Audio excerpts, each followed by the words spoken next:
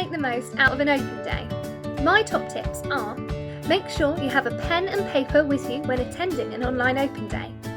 If you can, why don't you attend an open day with a relative so you can discuss your options afterwards? Think of some questions you might want to ask. For example, will there be a placement? What will my timetable look like? Is there good transport links? Have a think and see if you can find if there are any social media groups active for your course that you're interested in. I know there are a number of active groups on TikTok and on Facebook. Make sure you interact during the open day. Write in the comments, turn your camera on, speak out loud. It's good to have interaction from both sides.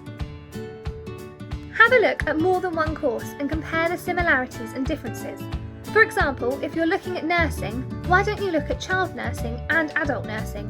Compare what you like about both and see which is the right path for you. If student ambassadors are at the online events, why don't you ask them about what the student life is like? It's best to get your answers from a student who is currently studying.